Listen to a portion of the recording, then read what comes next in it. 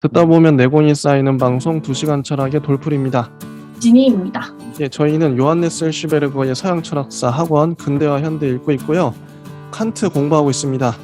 순수 이성 비판을 공부하고 있는데요. 이번 시간에는 434쪽에 칸트 인식론의 바탕들이라는 소제목을 공부하겠습니다. 434쪽부터 449쪽까지예요. 이걸 1시간 내에 제가 정리를 해보도록 하겠습니다. 이번에도 읽어볼게요. 자, 435쪽이고요. 우선 칸트의 인식론은 언제나 주관주의라고 불려왔다. 이렇게 특징 짓는 것은 틀림없는 것 같다. 주관주의는 코페르니쿠스적 전해에 있다. 이 전해에 의해서 자연에는 법칙이 주어지고 대상들은 미리부터 있던 것이 아니라 정립되게 되며 따라서 초월은 내재에 의해 해소되고 존재로는 완전히 새로운 뜻을 갖게 된다. 이게 읽다 보면은 이해가 가요. 저도 이번 준비하면서 최소한 3번, 3번, 4번 읽었던 것 같은데 읽다 보면 이해가 가요, 진짜. 듣다 보면 내공이 쌓이는 것도 있지만 읽다 보면 이해가 되는 방송입니다. 그래서 여러분들도 제일 좋은 거 책을 사서 읽어보세요. 그럼 이게 이 언어가 낯설 수 있는데 낯설기 때문에 어려운 거거든요. 근데 익숙해지면 쉬워져요. 제 스승도 이분이 그러니까 고급 단어를 쓰세요. 우리 보통 시장통에 그런 뭐 아줌마나 아저씨들 하는 그런 우리 일상어가 아니라 이분이 쓰는 단어는 철학적인 용어를 일상에서 쓰세요, 막 수시로. 워낙 공부하는 걸 좋아하시고 그러니까 가르치시기도 하시니까. 근데 이게 딱 이게 몸에 익잖아요. 공부라는 게 몸에 익히는 것 같은데 일상에서 이런 얘기를 하는 거예요. 뇌재, 뭐 초월 이런 얘기를 그냥 자연스럽게 아무렇지도 하는 거예요. 우리도 이제 그렇게 됐으면 좋겠습니다. 자, 한번 주관주의, 칸트는 주관주의다. 주관주의 내 입장에서 보는 거죠. 인간 입장에서. 그러니까 내가 법칙을 만들고 내가 대상들을 정립하고 초월이 내재로 돼버리죠. 그래서 바로 정립이나 행위나 기능 등으로서의 선천적인 형식이라는 성격 때문에 칸트의 순수 오성은 스콜라적인 형식과 아베로에스적인 형식의 능동이성과 구별된다. 이 책이 참 좋은 게 힐슈베르거의 특징이 철학사 전체를 자기가 종횡무진하면서 요약하겠다. 이런 거대한 포부를 품고 있는데 꽤 성공적으로 이게 재밌어요. 전반적인 맥락을 알면 왔다 갔다 하시면서 처음 읽는 사람들은 어려울 수 있어요. 근데 전반적으로 다 정리를 하고 계시기 때문에 그래서 이런 책은 뭐 여러 번 읽을 필요가 있는 것 같아요. 좀 제대로 정리하기 위해선. 왜냐하면 아리스토텔레스적인 누우스는 정신이라고 합니다. 정신은 우리들에 의해서 최종적으로 알맞게 남김없이 인식되는 내용은 아니라고 하더라도 그 어떻게든 이미 형성된 내용, 즉 예지의 세계의 여러 이념들을 소유하고 있기 때문이다. 칸트의 누우스는 이러한 이념들을 정립한다. 이런 것은 분명히 흉의 영향 때문이다. 칸트가 선험적인 주관주의를 자기의 아프리오리를 통해서 흉의 심리적인 주관주의로부터 구별지려고 애썼음에도 불구하고 이 주관주의의 습관화의 원리는 분명히 일종의 상대주의를 내포하고 있다고 해요. 사람들은 그가 인식을 기초지르는 것에 대해서는 언제나 거듭해서 반론을 제기하고 있는데 그렇게 하는 데에는 여러 가지 이유들이 있다. 그냥 막 읽고 있습니다. 이게 일일이 다 설명하면 시간이 너무 많이 걸리고요. 한번 들어보세요. 한번 이해를 다 못하시더라도 나중에 이해되실 수도 있어요. 추후적으로. 첫째로 그의 논증의 전체적인 기초인 7-5는 12와 같은 수학적 진리의 종합적 선천적인 성격은 상상력의 주관적인 창조성을 입증하는 것이긴 하나 그러니까 수학적 진리의 종합적 선천적 성격이 상상력의 주관적 창조성을 입증한대요. 하지만 의심스럽다. 칸트는 이런 바탕 위에다가 모든 다른 것들을 건설하는데 이런 것은 특히 프롤레고메나를 보면 잘 알 수 있다. 그러나 예컨대 라이프니츠, 휴움, 달랑베르, 볼사노, 브렌타노, 힐베르트, 코투라, 포앙카레, 아인슈타인, 가이저, 숄츠, 러셀 등과 같은 많은 수학자들과 철학자들은 수학적인 명제들의 분석적 성격을 인정하고 있다. 수학적 명제들이 분석적 성격을 갖고 있대요. 오늘날의 수리 논리학의 영역 안에서의 경향은 여태까지의 수학적, 기하학적인 명제들을 정의에 의해서 정립된 공준이라고만 보고, 공준이 요청이라고 합니다. 이 명제들이, 수학적이고 기하학적 명제들이 요청이다. 정의에 의해서 정립된 요청이다. 따라서 이 공준은 논리학 내부의 분석에 있어서는 의당 필연적인 명제들이나 논리학 내부로는 필연적인데 현실, 그 실제 자체에 관해서는 아무런 말도 하지 않는다고 보고 있다. 칸트랑 다르죠. 칸트가 틀렸다. 이런 얘기인데, 그리고 이런 것이 위에서 주장된 순수 직관의 경우에만 한정되어야 한다면 칸트는 비어있는 공간과 비어있는 시간이 형식적으로 변하지 않는다는 것을 뉴턴의 정신으로 어떻게 증명해낼 수 있겠는가? 그는 단순히 유클리드와 뉴턴을 절대시하고 있는 것이 아닐까? 그의 순수한 직관은 정말로 직관이며 또 직선은 두 점을 잇는 가장 짧은 거리라고 하는 명제는 종합적이라기보다 오히려 분석적이 아닐까? 자, 진희님 어떻게 생각하십니까? 이 질문들에 대해서.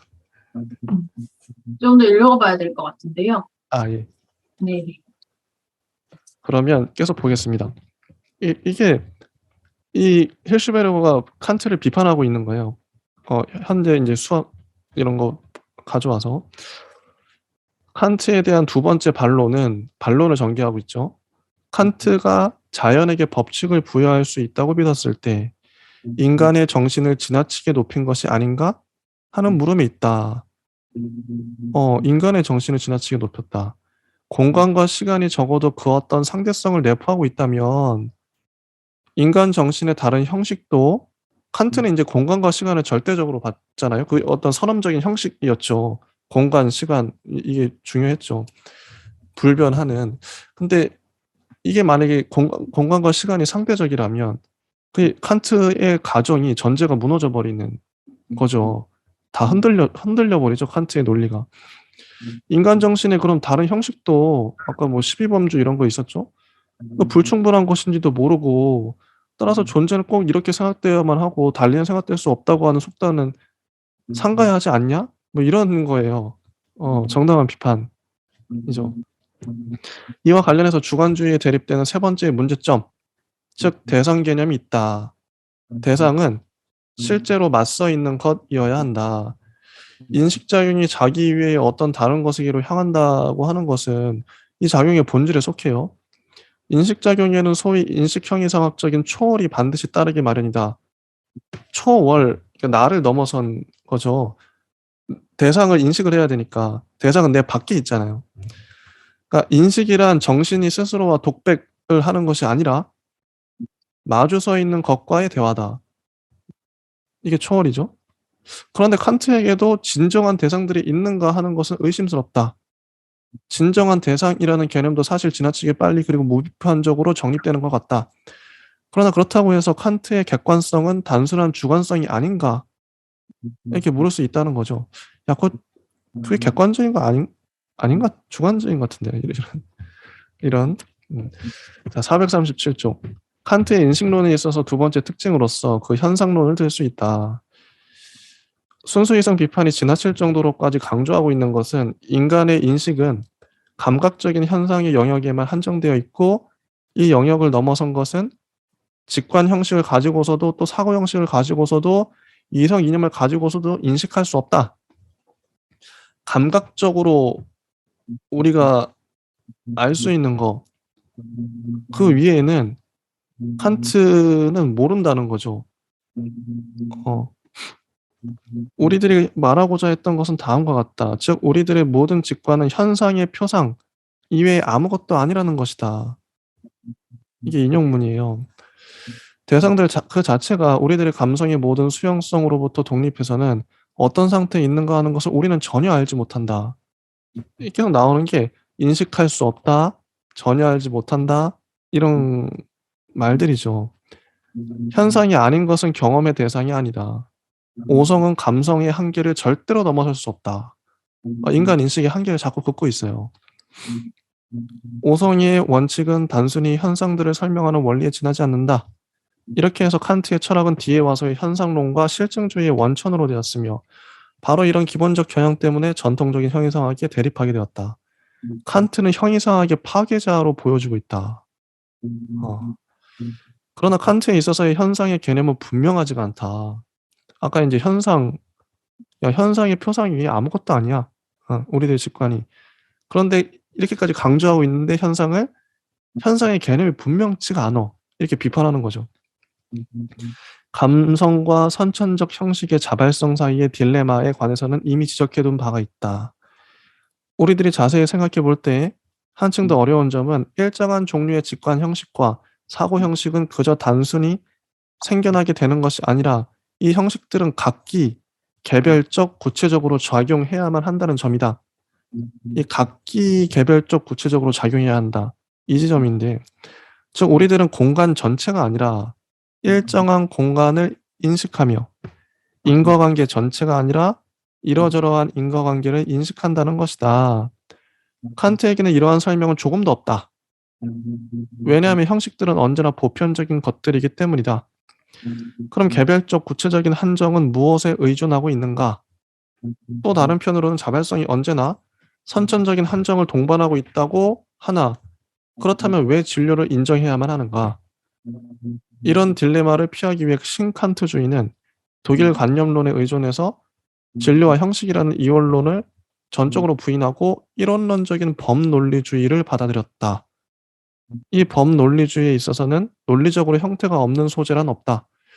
후기에 칸트는 이런 해결과 가까웠다고 할 수 있을 것이다. 왜냐하면 칸트가 죽은 뒤에 간행된 저작들에서는 촉발하는 자극하는 감각과 선천적인 형식이 함께 작용한다는 주장이 포기되고 경험 전체를 선천적인 오성의 바탕에서 구성하려는 시도가 행해지고 있기 때문이다. 이에 덧붙여 또 다른 한 가지 어려움은 칸트에게는 현상뿐만 아니라 가상적인 것과 사물 그 자체, 물 자체가 있다는 것이다.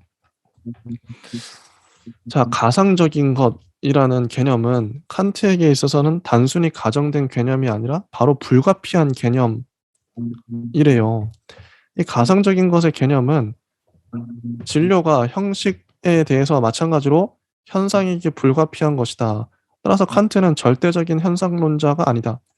그런 두 가지의 경우에 일정한 사물 자체를 분명하게 인정하고 있다. 첫째로 실제적인 물체들이 있다. 칸트는 순수 이성 비판의 제2판에서 존재는 지각되는 것이다 라는 명제로 외부 세계의 실제를 부인했던 버클리의 절대적인 관념론에 반대하여 다음과 같은 말을 분명하게 주장하고 있다. 나 자신의 존재에 관한 단순하나 경험적으로 정해진 의식은 나 밖에 있는 공간 내의 대상들의 존재를 증명해준다. 일반적으로 제2판에서는 이런 실제론적인 견해가 보다 강하게 나타나 있는데 그래서 쇼펜하우어는 초판에 비해 제2판이 관념론을 누설하고 있다고 보았다. 그 다음에 우리들은 사물 자체는 예지의 세계에 있다, 가상의 세계에 있다고 생각하는데 이것이 곧 누메나다. 이 누메나에 속하는 첫 번째 것은 예지적, 그 가상적인 나다. 물체들은 경험적인 직관 속에서 우리 인간들에게 주어지는 그대로 주어지는 것이지 그 자체로 주어지는 것은 아니다. 그러니까 직관이 받아들이는 그 형식이 있잖아요. 시각, 청각, 촉각 이런 것들. 근데 그 시각이 그 물 자체는 아닌 거죠. 시각과 물 자체는 다르고 촉각과 물 자체는 다르고 청각과 물 자체는 다르잖아요. 주어지는 그대로 주어지는 것이지 그 자체로서 주어지는 것은 아니다. 우리들은 예지계의 대상들에 관해서는 절대로 그 자체를 소유할 수가 없다. 모른다 이거예요. 이런 대상들은 예지적인 직관, 예컨대 신의 직관에 의해서만 접근될 수 있다. 우리 인간들은 이런 대상들을 그저 시험 삼아 이념들이라고 생각할 수 있다. 바로 이런 점에서 플라톤도 갈피를 잡지 못했을 것이다. 플라톤은 예지의 세계와 이데아의 세계, 감각의 세계, 이 현실 세계죠. 이거 두 개를 구별한 것은 옳았다. 그리고 물체들은 절대적인 실제가 아니라 현상에 지나지 않는다는 것. 이건 이데아의 반영이 이 세계잖아요. 현상이잖아요. 이걸 꿰뚫어 보는 것이 모든 건전한 철학의 출발점이다. 그러나 오성 인식의 본래적 대상이 예지의 세계라고 생각한 점에서는 플라톤도 옳지 못하다. 플라톤도 틀렸다. 오성 인식의 대상은 오직 감성의 세계뿐인 것이다.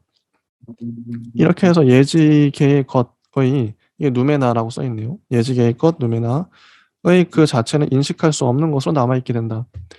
우리들이 가지고 있는 것은 현상뿐이다. 이제 현상만 알죠. 이러한 한에 있어서는 예지적인 것은 감성의 월권을 제한하고 따라서 오직 부정적으로만 사용되는 한계의 개념이다. 그러나 이 예지적인 것은 마음대로 허위로 꾸며진 것이 아니라 감성의 제한과 연관되어 있다. 다만 감성의 테두리 밖에서 어떤 긍정적인 것을 정립할 수는 없다. 그러나 그럼에도 불구하고 칸트는 사물 자체에 관해서 상당히 많은 긍정적인 것을 알고 있다. 물 자체를 모른다고만 하지 않고 그래도 뭔가 얘기를 했던 거예요. 그래서 우리들은 해석자들의 고뇌, 우리가 물 자체를 해석해야 되는데 저게 도대체 뭐냐. 이 해석자들의 고뇌, 말 잘 만들었죠. 해석자들의 고뇌에 부딪히게 되는데 사물 그 자체는 언제나 이 고뇌였던 것이다. 오성 개념은 오직 현상들에게만 적용될 수 있다고 말하면서도 칸트는 이 개념들을 사물 자체에 관해서도 말하고 있다. 그는 이 사물들 자체에게 실제성, 인과성, 다수성 등을 인정해주고 이 사물들 자체로 하여금 주체를 자극, 촉발케 하면서 다른 편으로는 또 예지적, 가상적인 나로 하여금 현상들 내부에서 새로운 인과의 계열을 저절로 일으키게 한다. 그래서 야코비가 우리는 사물 자체가 없이는 칸트의 철학에 들어올 수 없고 또 바로 이 사물 자체 때문에 그 안에 머무를 수도 없다고 말한 것은 전적으로 옳은 말이다. 우리들은 이 사물 자체 때문에 칸트의 사고에 있어서의 한 가지 아포리아, 더 자세히 말하자면 합리론과 경험론을 종합하는 한계에 부딪힐 뿐만 아니라 현상론 전체의 한계에 부딪히게 된다. 자, 그다음 비판주의와 선험주의가 나오게 되는데 일단 여기 가기 전에 진희님의 생각을 들어보고 싶어요. 제가 꽤 많이 읽었죠. 네. 어떠셨는지. 지금 이제 읽어주시는 부분들은 우리가 사실은 앞에서 얘기했던 맥락들을 칸트의 개념으로 정리를 하고 있는 부분이다. 저는 이렇게 생각을 했는데요. 435페이지에 보이는 주관주의, 코페르니쿠스적인 전회, 존재론 이런 얘기는 이미 했었죠. 우리가 앞에서 칸트의 공언이라고 한다면 합리론자들이 명확하게 하지 못한 바를 잘 해놓은, 그리고 우리가 뭔가에 접근할 때 전통적인 형이성학의 렌즈를 통해서 봤던 그런 경험적인 어떤 구도를 대상 중심적인 그런 구도를 주관주의로서 보게 됐다는 점. 그래서 자아의 위치를 잘 세워두었다라고 우리가 계속 얘기를 해왔고요. 같은 쪽에서는 이제 아프리오리라는 우리가 칸트 저작을 읽으면 이제 정말 아주 핵심적인 용어로서 아프리오리가 이야기가 되죠. 그래서 아프리오리라고 쓰던지 아니면 아프리오리라고 쓰던지 요 두 가지로도 사실은 엄청 논쟁이 있었어요. 우리가 파란색 책으로 전집이 나왔던 그 이제 칸트 전집 저는 아프리오리라고 붙여서 이제 칸트 학회에서 나온 전집에서는 아프리오리라고 해서 띄어쓰기가 되어 있는데요. 그 부분에 대한 용어 통일조차도 사실은 매우 큰 일이라서 최근에 이제 아프리오리를 번역하면 우리가 계속 얘기했던 선엄이에요, 선엄. 또는 좀 옛날 책에서는 선천이라고 번역이 되기도 했던 그 용어인데 선엄 철학이 즉 칸트의 철학이다라고 요약될 만큼 아주 중요한 개념어이기 때문에 사실은 단독 번역하신 아프리오리보다는 칸트 학회에서 나온 아프리오리라고 됐던 그 용어의 통일을 사실상 번역 없이 그냥 아프리오리라고 얘기를 하기로 합의를 봤다라고 이제 학회에서 기사를 냈었고요. 그리고 같이 얘기를 하던 그 트랜스젠덴탈 이렇게 되어 있는데 이게 트랜스젠덴탈이 그 우리가 계속 얘기해왔던 그 선험적 혹은 이제 뭐 초월적 뭐 이런 걸로 이제 번역이 됐던 그 단어인데 트랜스젠덴탈이라고 그냥 얘기가 되어진 부분도 있고 여러 가지 단어로 쓰이기도 했는데 이에 대한 논의 역시도 선험적이라는 단어로 고정시키기로 아예 합의를 봤다고 합니다. 그래서 뭐 초월적 여기 책에서도 계속 혼재되어 쓰고 있죠. 맞아요. 초월론적, 선험론적 막 되게 단어가 많은데 사실은 그런 것들을 다 차치하고 선험적이라고 이제 한국에서는 번역을 하기로 했고 그 선험적이라는 단어 채택의 과정이 그게 완전히 적절해서 적확한 단어라서가 아니라 그간 계속 쓰여왔던 번역어 학계에서 쓰여왔던 맥락들을 감안해서 그렇게 이제 번역 논쟁을 좀 마무리를 지은 지점이 있고 그런 것들을 좀 생각을 해보시면서 우리가 칸트 시작할 때 많이 얘기를 했던 칸트가 이제 지금까지 계속 읽히는 이유 이런 것들 그리고 합리론과 경험론을 종합하기 위해서 사용했던 다양한 개념들 이런 것들을 지금 우리가 다시 정리하면서 읽고 있다 생각해 주시면 더 좋겠고요.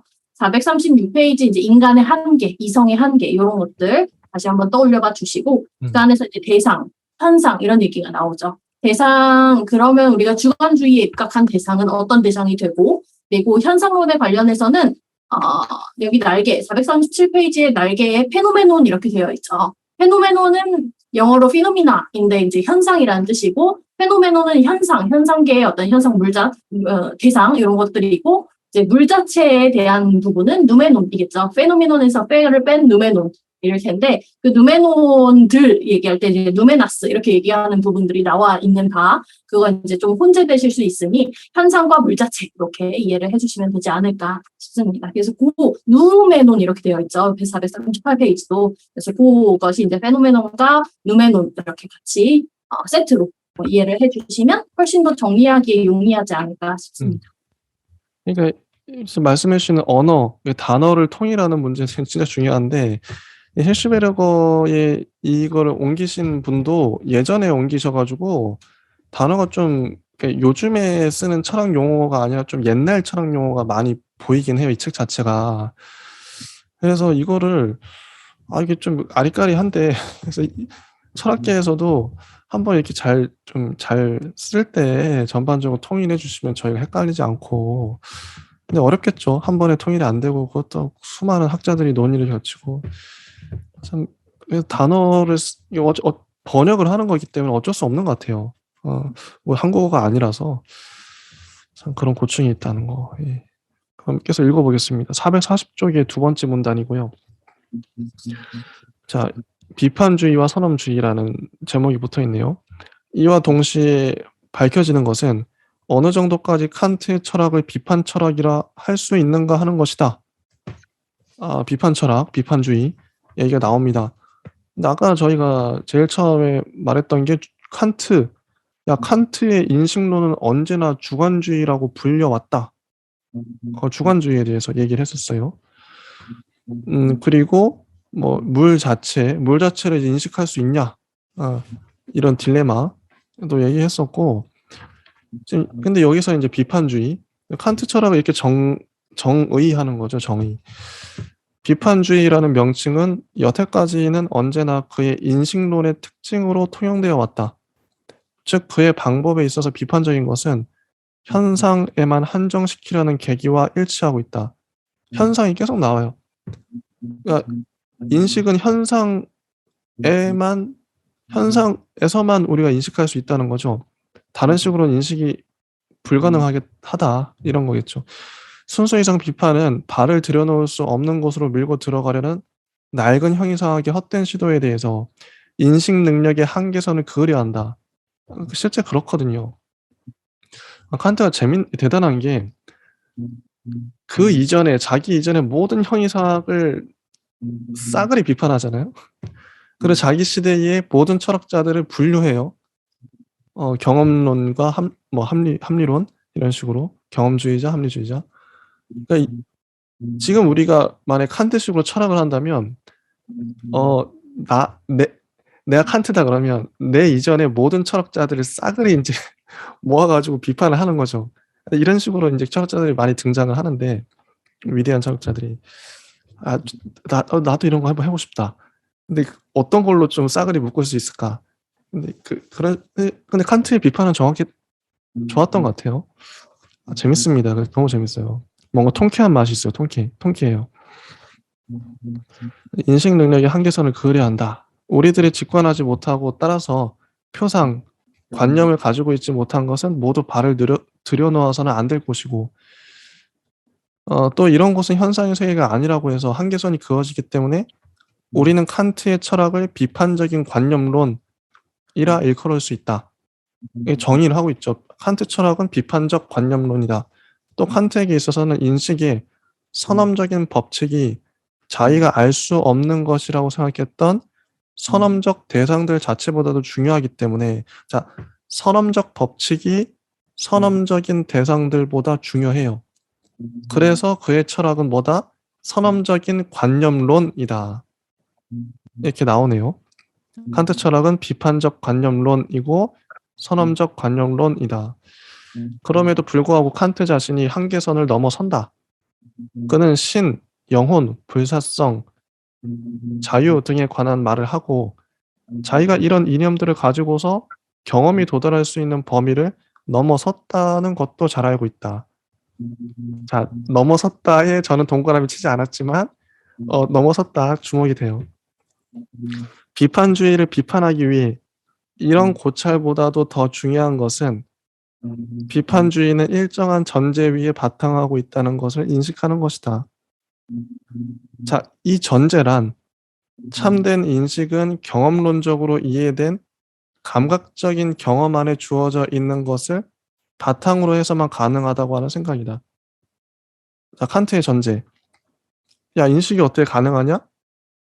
감각적인 경험 안에 주어져 있는 것을 통해서만 가능해.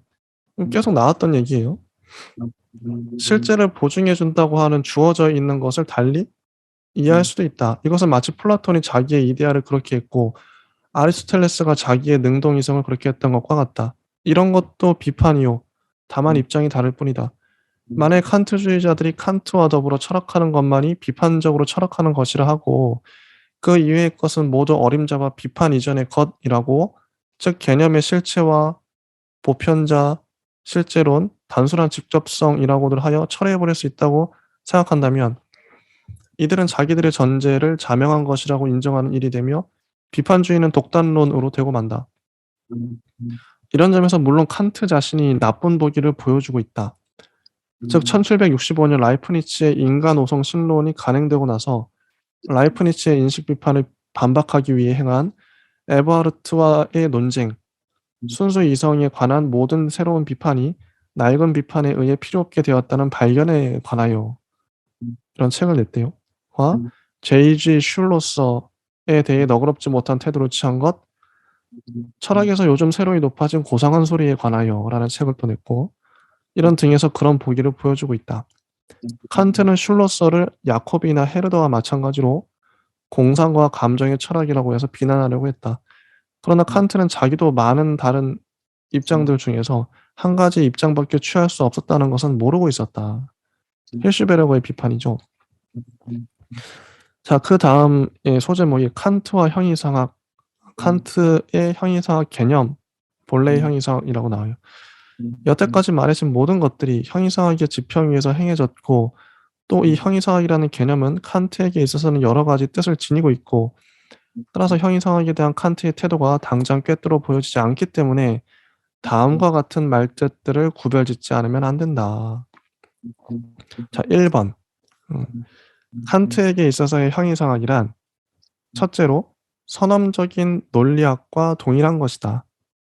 우리들이 이미 알고 있는 바로는 형이상학적인 인식은 선천적인 판단만을 내포하고 있어야만 한다. 그래서 선천적인 판단에 관한 결정은 실제로는 순수 오성 개념의 선험적인 영역에 의해 내려진다.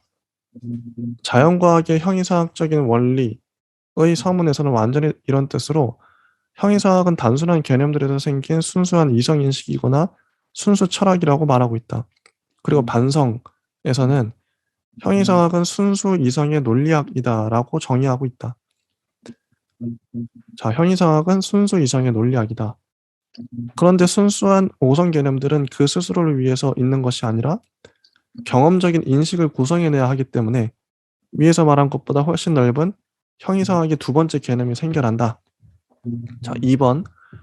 형이상학은 경험적인 인식을 근거 짓는 한 그저 이성 비판 전체다. 형이상학은 이성 비판 전체다. 순수 이성의 체계, 즉 체계적인 연관 속에서 순수 이성으로부터 나온 철학적인 인식 전체, 곧 선엄 철학이 형이상학이다. 자, 선엄 철학이 형이상학이래요. 그렇죠. 칸트한테는 그렇죠. 그 다음에 3번. 본래적인 뜻의 형이상학은 원래 역사적인 뜻이겠죠. 세계, 영혼, 신 등과 같은 이성 이념의 체계요. 따라서 강단 철학은 당시의 대학 철학의 특수 형이상학이다. 그러나 이때 칸트에게 있어서 중요한 것은 그가 선언 변증론에서 발전시킨 특수한 뜻의 이념들이다. 세계, 영혼, 신은 지난 주에도 했었습니다. 이런 이념들에 속하는 것으로서는 도덕적인 이성 이념과 이성 이념, 즉 요청과 특히 자유와 목적의 왕국, 따라서 도덕 형이상학의 대상들이 있다. 사실 도덕적인 관심이야말로 이런 이성 이념의 본래적 원천이다. 칸트가 도덕적 관심을 갖고 이성 이념의 본래적 원천을 정의했다는 거죠. 칸트한테 윤리가 중요하겠죠. 우리는 이런 것을 이미 순수 이성 비판에서 보았다. 엄밀히 말하자면 형이상학의 이런 세 번째의 뜻은 첫 번째 뜻에 종속되어 있다. 이성 이념은 그것이 이론적이건 실천적인 건 간에 선험적인 논리학의 한 부분이다. 그러나 우리는 칸트가 본래적인 형이상학에 관해서 한 말과 또 이 주제에 관해서 말하고 이것을 편드는 열기를 보아 낡은 형이상학의 동기와 모든 관심사를 알 수가 있다. 낡은 형이상학은 형식만 변한 채로 그냥 남아있다. 그런데 이 낡은 형이상학은 신, 영혼, 죽지 않음, 자유, 가치의 왕국 등등 그 모든 요인들을 다 지니고 있고 특히 언제나 거듭해서 문제로 되고 있는 예지의 세계도 지니고 있다. 우리는 칸트가 B395구 주석에서 자연과학을 촉진시키기 위해서가 아니라 자연을 넘어서기 위해서 이성 이념을 필요로 한다고 주장한 것을 못 보고 지나쳐서는 안 된다. 자연을 넘어서기 위해서. 칸트는 낡은 형이상학의 정신을 잊을 수가 없었던 것이다. 잊을 수가 없었어요. 이미 지난 세기 말에 파울제는 다음과 같이 쓰고 있다. 실제로는 자연을 넘어서는 것이 칸트의 사고 전체에 방향을 부여한다. 예지의 세계가 그의 목표다. 그렇다고 하네요. 존재론이란 형이상학에로 들어가는 입구에 지나지 않고 형이상학, 초감성적인 것이 궁극적인 목적이라고 형이상학의 진보에 관한 논문의 서문에서 말하고 있다. 사람들이 신칸트주의와 실증주의의 영향을 받아 칸트를 인식 비판론자로만 보고 형이상학자라고 볼 수 없었던 것은 주목할 만한 일이다. 칸트도 서구의 형이상학의 전통에서 떨어져 나가지 못하고 그 탁월한 인물 중에 한 사람으로서 그 전통에 속해 있는 자다. 따라서 문제되는 것은 형이상학의 사실이 아니라 방법인 것이다. 칸트는 일종의 새로운 형이상학, 즉 선험적인 형이상학을 원했던 것이다. 이렇게 해서 우리는 형이상학의 네 번째의 뜻에 이르게 된다. 즉 칸트가 거부하고 배역했던 그런 견해에 이르게 된다. 칸트가 신, 세계, 영혼을 말했죠. 칸트도 형이상학자인 셈이고 칸트의 목표가 예지의 세계다. 존재론을 얘기한 건 형이상학으로 가기 위해서였다. 맞는 것 같아요. 자연을 넘어서기 위해서. 사실상 모든 철학자들이 그렇겠죠. 근데 이 경험론자들은 모르겠어요. 경험론자들은 형이상학을 추구했었던가 경험에만 머물렀었던가 싶기도 하고. 자, 형이상학이란 4번 형이상학이란 신세계 영혼 등의 여러 이념을 오성이 선험적으로 사용한 것이다.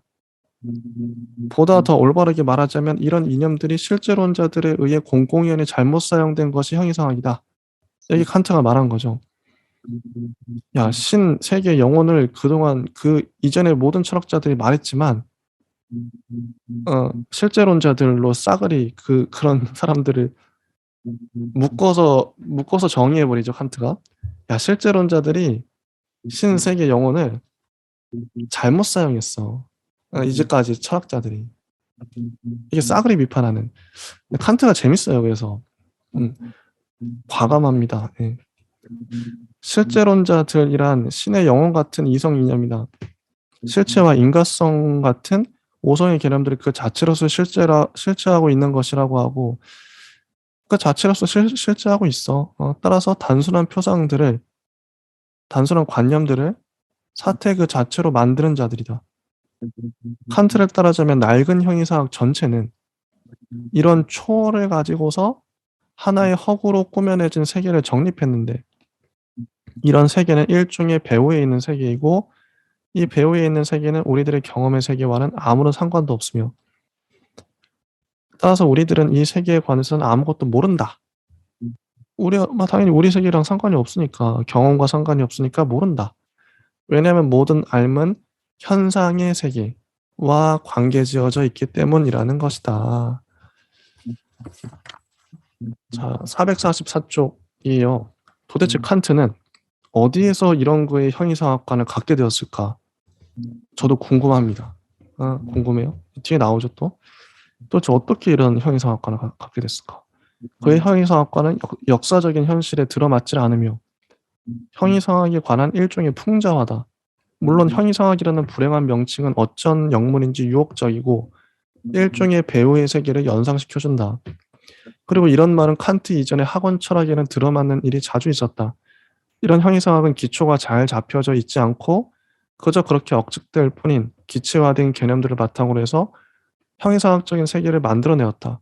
이런 세계는 공중에 떠 있는 것이나 이 지상을 넘어선 배후에 있는 신비의 세계라고 존경을 받았다. 그 다음 문장들은 제가 돼지꼬리로 다 스킵을 했습니다. 445쪽을 보시면 두 번째 문단. 여하튼 칸트의 이런 생각은 고대와 중세의 고전적 형이상학에는 들어맞지 않는다. 가령 흉과 칸트의 뜻으로 해석될 수 있는 것이 아무리 많다고 하더라도 칸트의 생각은 들어맞지 않는다. 그러나 사람들은 다른 맥락 속에 있는 것들을 참조하면서 바로 이 정거들을 읽을 수 있어야 한다. 두 사람, 흉과 칸트가 다 그렇게 하지 않았던 것은 그들에게 비판적 사료 연구가 주어져 있지 않았기 때문이다. 그러니까 칸트와 흉이 비판적으로 역사적인 그 철학책들 있잖아요. 철학자들의 책을 충분히 연구하지 않았다. 읽어보지 않았다. 이렇게 비판하는 거죠. 오히려 이들은 자기들의 시대가 단편적으로 주었던 것을 발전시켰을 뿐인 것이다. 과연 그럴까요?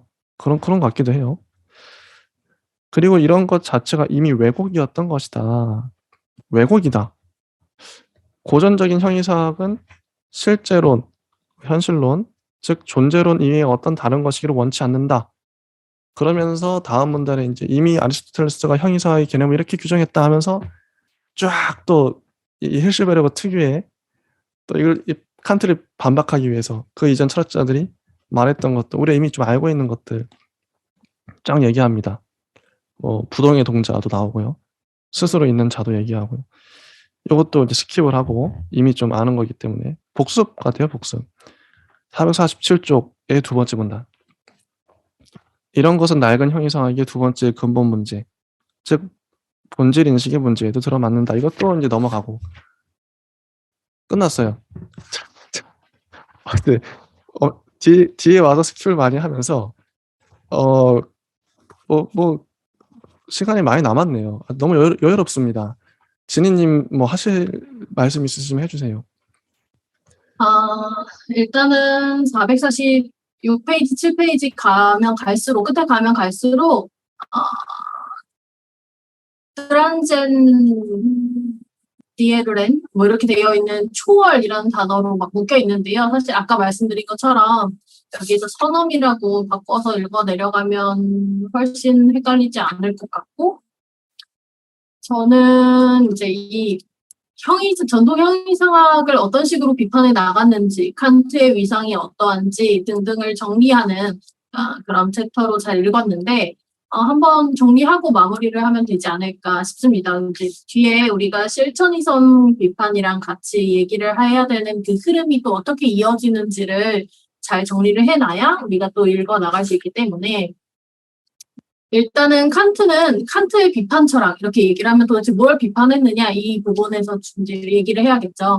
일단 이걸 아주 쉽게 얘기한다면 인간 사고 능력을 그때 이제 이성 능력을 멋대로 사용을 해서 신의 존재, 영혼에 대한 불멸 이런 것들을 마음대로 그냥 아무 말 대잔치 했다는 거죠. 알지도 못하면서 경험하지도 못하면서 그런 전통 형이상학의 접근 자체를 이제 비판하지 않았나 이렇게 정리를 먼저 해보고 이제 칸트도 사실은 그런 것들 전통 형이상학에 대한 비판을 했다는 점은 전통 형이상학, 즉 이제 형이상학은 존재론과 연결이 되니까 그에 대해서 아주 탐닉이구나라는 지점을 이제 한 번 더 기억을 해주셨으면 좋겠고 형이상학 덕후였을 거예요, 이 사람도 궁극적으로. 근데 이제 새로운 형이상학을 세우기 위해서 뭔가를 비판하려면 사실 그에 대해서 아주 잘 알아야 되잖아요. 그래서 이 자기가 새로운 형이상학의 가능성에 대해서 얘기를 하고자 한 부분이 이제 칸트의 비판 저작들이지 않았나 이렇게 정리를 해 나가는데 그것들을 도대체 어떻게 하려고 했느냐라고 한다면 우리가 뒤에서 이제 이야기를 시작하게 될 실천 이상 비판 이런 것과 더불어서 인간의 실천적인 능력 자체를 검토를 해보는 거죠.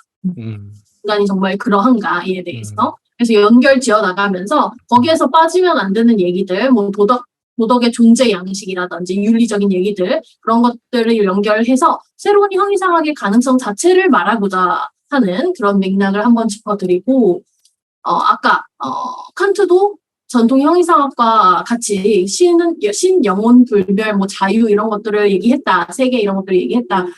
얘기했는데 불구하고 좀 다른 방식으로 얘기를 했죠. 그래서 정리를 하면 뭐 선험 철학적으로 그런 것들에 대한 접근을 시도를 했고 선험 철학이라고 하면 잘 와닿지는 않는데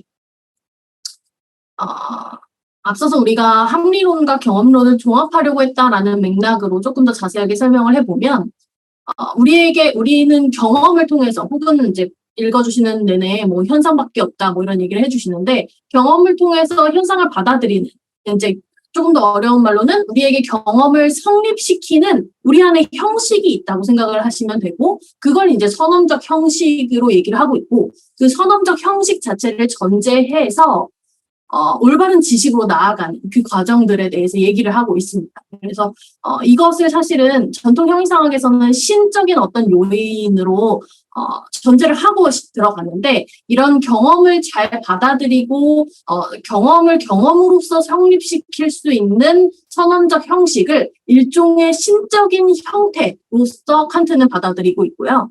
그래서 도덕 같은 경우도 그런 신적인 형식이 인간의 의지를 입어서 그런 형식에 따르도록 하는 그런 논의가 이제 실천 이상 비판으로 이어져서 내용이 나오게 되지 않을까 이런 흐름을 정리를 해보고요. 마지막으로 순수 이성 비판에서 주로 얘기를 했던 선험 철학에 대해서는 정리를 다시 한번 해보자면 이 선험 철학 자체는 경험을 경험으로서 받아들이는 그런 과정을 가능하게 하고 경험적인 인간 이런 것이 이제 인간의 의욕에 따라서 인간의 의지 이런 것에 따라서 다양하게 명령을 받고 수행하게 만들고 그래서 그런 것들이 사실은 선험 철학의 본질이지 않을까. 그래서 선험 철학 우리가 계속 배우고 인간 오성, 분류 이런 것들 배우고 뭐 전통 철학 형이상학과의 다른 점 뭐 이런 지점 우리가 계속 얘기를 하고 왔지만 여기에서는 이제 우리 이론 부분이라고 생각을 하고 그에 대한 적용이 이제 실천성 비판으로 이어져서 본격적인 칸트에 대한 논의가 이제 펼쳐질 때가 아닌가 이렇게 정리를 해볼 수 있겠습니다. 좋습니다. 깔끔합니다. 다음 시간에는 그 실천 이성 비판을 나갈 텐데 뭐 449쪽부터 483쪽까지 이러면 칸트가 끝나요. 거의 한 30쪽 정도를 다음 주에 진도를 나갈 텐데 실천 이상 비판, 판단력 비판, 칸트를 따르는 사람들과 반대한 사람들 이 세 가지 챕터를 30쪽밖에 안 돼요. 이걸 저희가 읽고 와서 하고 그 다음에 이제 피테, 뭐 셸링, 헤겔 이게 한 주면 다 끝낼 수 있는 분량이더라고요. 거의 한 30쪽에서 40쪽, 뭐 작으면 20쪽 정도밖에 분량이 안 되기 때문에 그래서 칸트도 이제 다음 주면 끝납니다. 어쩌다 보니 칸트도 재밌어요. 칸트도 이제 보내줄 때가 되었다. 칸트도. 네, 근데 잘 몰라요. 이게 또 쪽수만으로는 얘기할 수 없잖아요. 우리 이제 비폭적인 칸트 논의가 사실은 실천 이상 비판이다라고 하면은 네. 도덕에 대한 얘기다, 뭐 윤리학적인 얘기다, 뭐 정언 명령, 뭐 이런 얘기를 하긴 하겠지만 사실은 그게 배경이 있어요. 배경에 이제 뭐 공리주의 비판이라든지 이런 것들에 대한 배경을 쌓아야 되기 때문에 그에 대한 이해까지 가지고 가려면 조금 시간이 걸릴 수도 있고 사실은 그게 실천이라는 영역이 우리 일상에서의 실천뿐만 아니라 법, 종교, 정치 철학에 대한 칸트 논의도 들어가고 이제 종교에 대한 내용도 들어가기 때문에 그에 대한 논의가 좀 다채롭습니다. 그에 대해서 우리가 짧게 정리할 수는 없는 영역이라서 일단 해봐야 알 것 같고요. 또 이게 또 시간이 해봐야 알 것 같다. 다른 보충 자료를 한번 읽어보시고 이게 맞습니다. 좀 순조롭지 않을 수 있으니 넉넉하게 이제 천천히 칸트는 좀 쉽게 넘어가면 뒤에서도 칸트 영향을 받은 다른 칸트 비판, 이제 들레즈 이런 거 같은 거 가면 칸트 이해하지 못한 채로 읽으면 또 다 섞이잖아요. 좀 제대로 잘 읽어나가고 완전하진 않겠지만 조금이라도 국어의 통일이라든지 이런 것들은 좀 정리를 하고 넘어가야 되지 않을까 그런 벌써 걱정이 앞서. 걱정이 없어요. 네, 그런 시간입니다. 네. 저희가 하기엔 뭐 같이 스터디하려고 이 책을 읽고 있으니까 뭐 속도가 중요한 게 아니라 뭐 이해를 하고 넘어가야 되겠죠. 그래서 진도도 그래서 저희가 매주 요즘의 특징이 원래 예전에는 그냥 몇 쪽까지 읽어요. 그러면 그냥 읽고 보통 웬만하면 다 했거든요. 그 시간 내에. 근데 요즘에 진도가 자꾸 바뀌고 있어요. 이게 자꾸 이제 이게 원했던 만큼 진도가 못 나가기도 하고 시간이 오버되기도 하고 그런 일이 왜 빈번하게 발생하는가? 그건 이제 그만큼 저희가 공부를 하다 보면 변수가 많이 특히 칸트에서 그런 버벅거림이 생기는데 저는 이것도 좋다고 생각해요. 좀 우리가 많이 이제 직전보다는 한 번 더 읽는 과정에서 약간의 지식이 쌓여서 그에 대해서 할 수 있는 얘기가 많아졌다는 것도 되게 좋은 현상이라고 저는 생각을 하고요. 맞아요. 아주 아무것도 모를 수 있어요. 그런 처음 접해보는 이런 정리 과정 안에서도 우리가 좀 버벅이지만 한 번이라도 시도를 해본다면 저도 그 역시도 괜찮을 거라고 생각이 들어서 잡은 시간이나 뭐 진도 이런 것도 매우 중요하긴 하지만 중요한 철학자이니만큼 천천히 읽어나가면서 짚어가는 것도 나쁘지 않을 것이라 생각을 합니다. 맞아요. 이번 주에도 저희가 했던 그 분량이 힐스베르가 좋은 게 복습을 자꾸 하게 해주니까 이분이 예전에 뭐 그래서 아리스토텔레스가 뭐 이런 말 했고 플라톤 이런 말을 했고 자꾸 이런 얘기하니까 계속 그랬지. 이게 했던 말 또 하니까 했던 말 또 하는 게 되게 중요하거든요. 우리 강의할 때도 그렇지만 반복하면 어쨌든 알아들어요. 뭔 말인지 몰라도. 근데 이게 힐스베르그 감사합니다. 땡큐. 나중에 우리가 아리스토텔레스 읽을 때 몰랐던 걸 지금 우리가 칸트 할 때 제대로 알게 되는 걸 수도 있고요. 이제 우리가 본격적으로 칸트를 읽어나갈 때 잘 안 보였던 것, 몰랐던 것들이 나중에 니체 하면서 또 정리가 될 수도 있잖아요. 맞아요. 그래서 꼼꼼히만 잘 읽어두면 이제 머릿속 안에 좀 재료가 생기니까 뒤에 가서 도대체 무슨 말을 하는지 모르겠다는 아닐 거예요. 우리가 가지고 있는 재료로서 또 이해의 폭이 넓어질 수 있다고 생각을 하면서 당장은 아니더라도 나중을 위해서 좀 천천히 읽어두는 것이 좋겠다. 이렇게 말씀을 드립니다. 이건 진짜 이 책은 1독을 하고 나중에 2독을 해도 재밌을 것 같다는 생각이 들어요. 일단 다 읽어본 상태에서 다시 읽으면 그래서 이 얘기를 하는구나 하면서 술술 읽으면서 어떤 이 알매 그 카타르시스가 느껴지는 그런 힐스베르그가 워낙 온갖 철학자들을 칸트 얘기하면서도 온갖 철학자들을 다 끌어들이고 있기 때문에 그런 게 이 책의 장점이죠. 매력이고 너무 좋습니다. 그럼 저희는 여기까지 하고요. 다음 주에 칸트의 실천 이성 비판 혹은 뭐 판단력 비판과 칸트를 따른 사람들과 반대한 사람들까지 다룰 수 있을지 모르겠지만 여기까지 한번 공부를 해서 오도록 하겠습니다. 네, 그러면 혹시 진희님은 더 하실 말씀 있으실까요? 네, 좋습니다. 예, 그럼 인사드리겠습니다. 예, 감사합니다. 감사합니다.